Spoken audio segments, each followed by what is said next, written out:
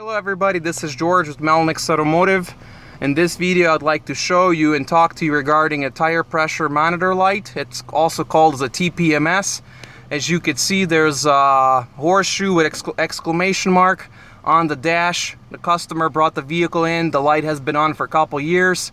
All they told me that they purchased a set of wheels on Craigslist. It's from another Maxima, and the light has been on ever since.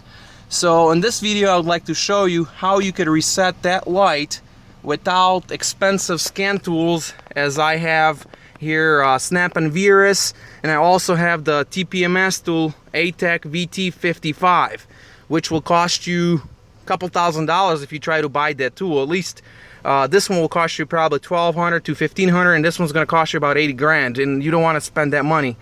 All we're going to do, we're going to use alligator clip and a wire, which I took insulation off on both ends, and we're gonna get right underneath the dash, and I'll show you where you could plug that in, and we're gonna make a little short in the system, which will force the system to go into a relearn mode.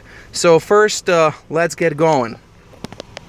Alright, first what we're gonna do, we're gonna release tire pressure from every single wheel. First wheel is supposed to be 34 pounds, so let's take a measurement here. Currently I got 40 psi, so what I have to do, release the tire pressure to 34 pounds.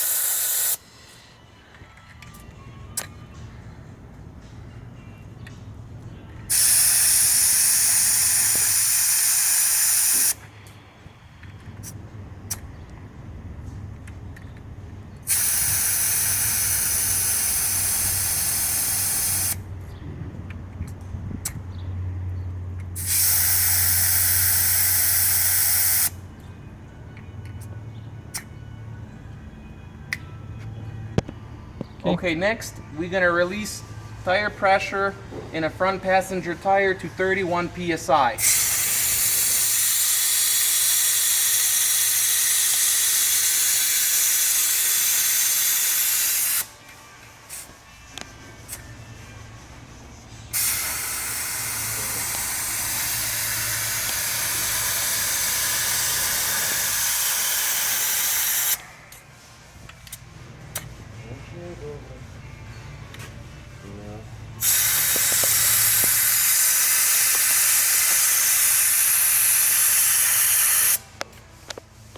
Each tire has to be a different tire pressure, so the TPMS computer could pick it up. Next, we will release the tire pressure in a rear passenger tire to 29 psi.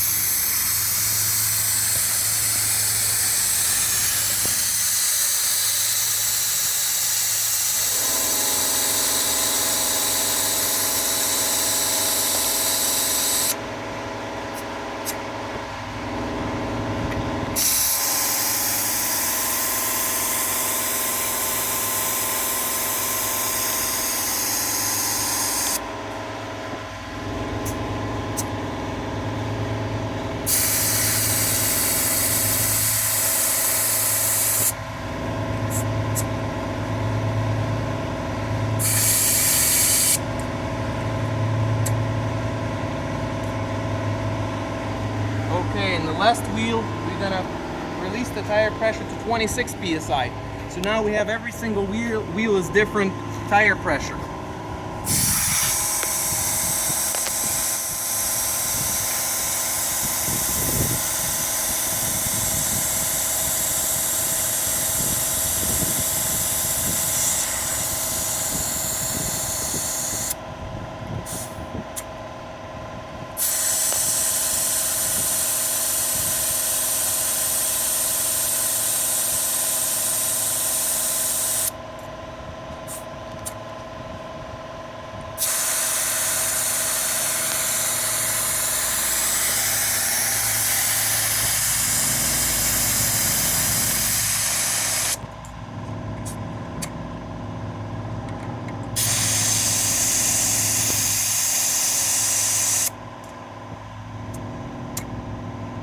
Perfect.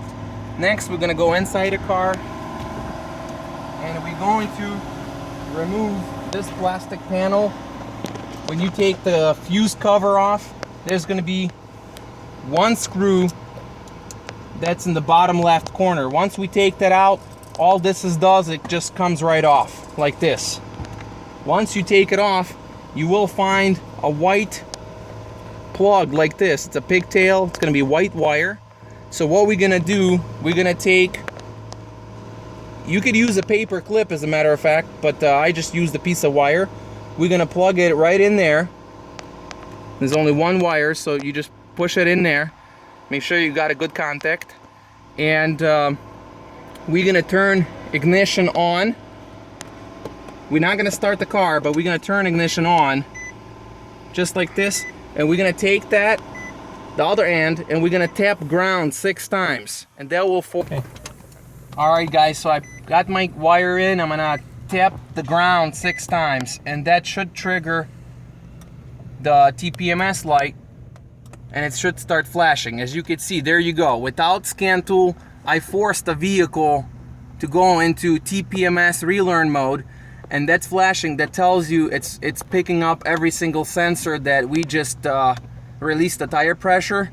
What you could do next, you could take it for a quick spin, just around the building or so, just so the wheels turn, and that will flash and it will stop, and it will stay solid.